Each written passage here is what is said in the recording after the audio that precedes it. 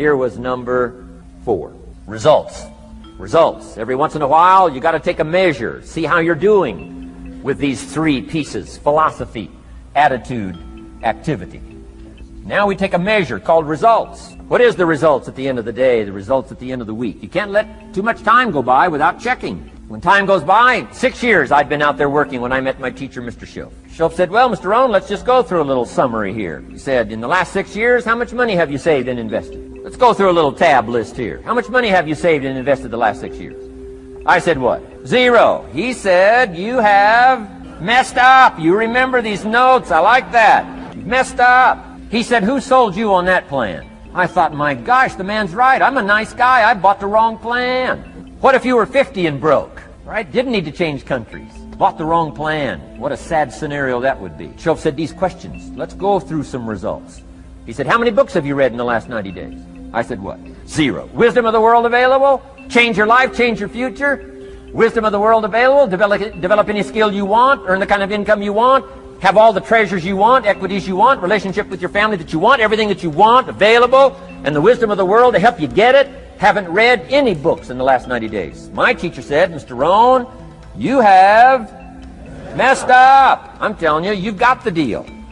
Schoaf said, Mr. Rohn, in the last 6 months, how many classes have you taken to improve your skills or to develop new skills? Go for the American dream. Become rich and powerful and sophisticated and healthy and influential. How many classes have you taken in the last 6 months? I said, how many? 0. He said, you have messed up. He said, you don't need to unmess the country. You don't need to straighten out the perplexed. You don't need to straighten out any of this stuff. All you've got to do is look within and let results teach you a great deal about your own activity, your own attitude, and your own philosophy. I went through that process. Take this phrase home. Results is the name of the game. What other game is there? Results. Here's all life asks us to do. Make measurable progress in reasonable time. Just take home that little phrase. Good phrase. We're asked in life simply to make measurable progress in reasonable time. We demand it of our children. How many years do you want your child to spend in 4th grade? Approximately. About 1. If it looks like they're not going to make it, we pour on the pressure, called legitimate pressure. Lack of results. Peer pressure, family pressure, school pressure, community pressure. Every other kind of pressure we can bring to bear. Why? You can't stay more than 1 year in 4th grade. As parents, you'd have to leave the community. You say, well, what if they're nice kids? Wouldn't you give them 3 or 4 years? And the answer is no. You got to make better progress than that. So you got to check fairly often. Some things you got to check every day. Some things you got to check at least by the end of the week. Salesman joins this little sales company. He's supposed to make 10 calls first week. Wouldn't it be legitimate to call him in on Friday and say, John, what? How many calls? I mean, this stuff is simple. John says, well. Say, John, well won't fit in this little box here. Well.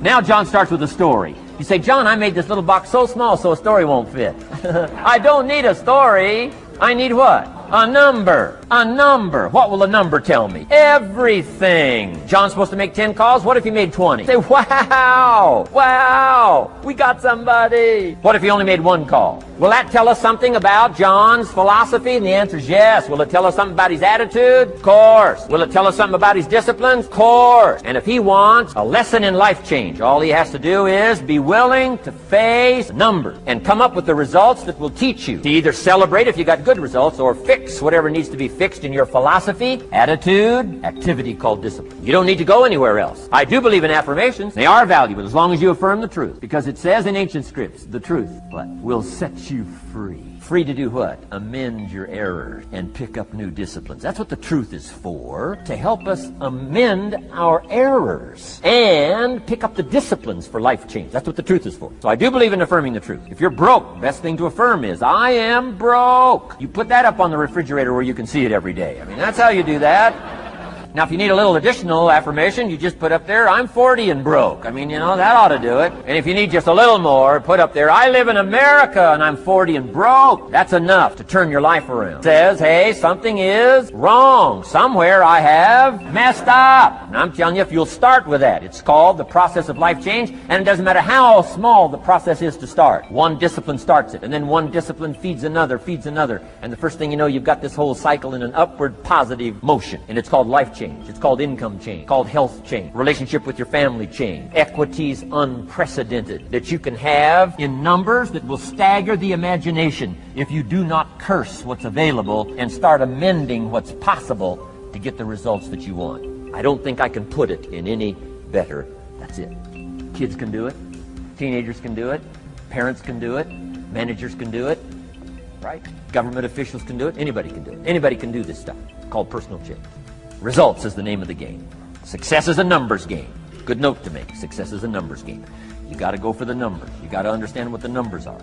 How many pounds overweight should you be at age 50? Approximately. John says, I got big bones. We'll give you 10 pounds.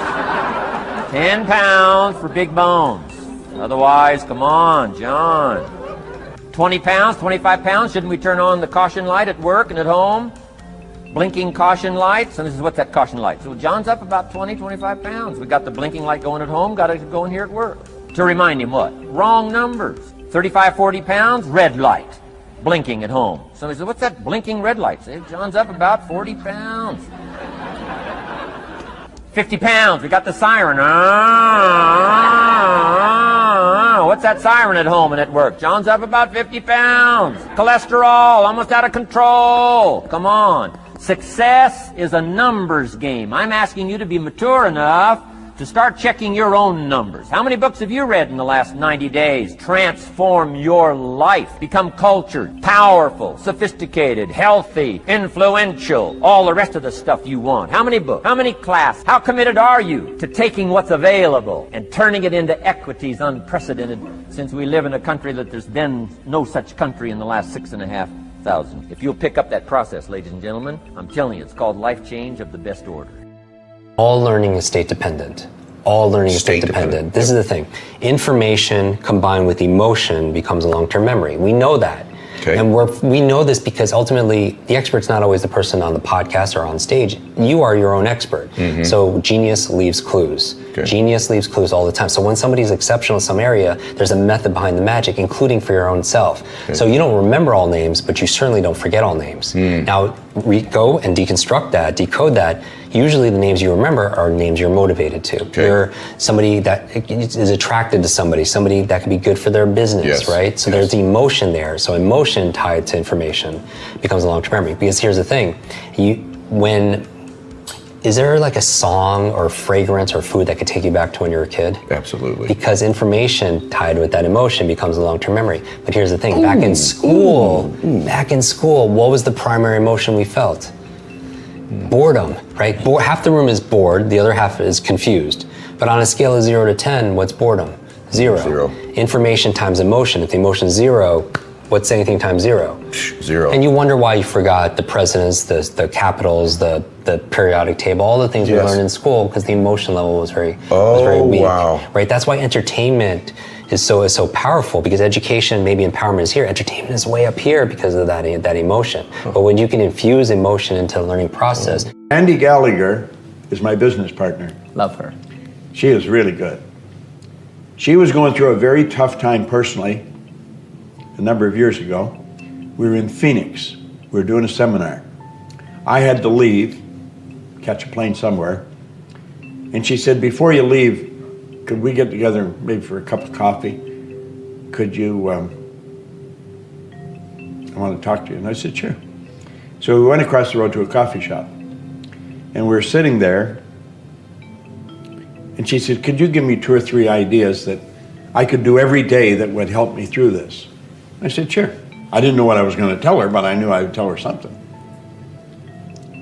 So I said, every day, I want you to take a pen and write down, every morning, write down 10 things you're grateful for. But you've really got to be grateful. You've got to feel it. You're really grateful. Then I want you to send love to 3 people that are bothering you. If they're bothering you, you don't like them. They've got nothing to do with it. You're thinking bad thoughts about them. You're putting yourself in a bad vibration. Send love to 3 people that bother you. And then take 5 minutes and be quiet. Just be perfectly quiet, and asked for guidance for the day. Everybody in our company does that every day. She started to do it like that, everything changed. In fact, my assistant, Gina, who's been with me over 30 years, she was working in Phoenix, and I phoned Gina, and I told her what I wanted. Within an hour, she had a pad printed at Kinko's and had it, the 10 things, one down to 10, you know. Send love to 3 people, don't bother you, be quiet for 5 minutes. Sandy was going to Hawaii with her sister and her mother the next day. She got pads made for both of them, and every morning they started to do that. It changed every one of their lives. We give that out now in a lot of our seminars, and we train the audience to do it. Start every morning, write 10 things that you're grateful for. Send love to 3 people that bother you. Be quiet for 5 minutes and ask for guidance for the day. It's a winning formula. First of all, my accent's a little watered down from Australia. That's where I was born. Yeah. And my parents, they loved me. They encouraged me. They believed in me. They told me every day that I'm beautiful the way that I am. And when I asked them what happened, why was I born this way, they said, well, we don't know why, but there's a greater purpose. And I love your title, The School of Greatness, because that's what it's all about, leveraging your full potential in not saying and wishing and hoping, I wish I was given more to do more, but doing your best with what you have. Those are the people who master full potential in their life. And I'm never going to be a motivational speaker to say everything's possible, just dream and it's going to come true. No, not just hard work, but your full potential. Sometimes our dreams don't come true, but to understand with the right attitude, hey, whatever's meant to be, I'm going to reach my full potential.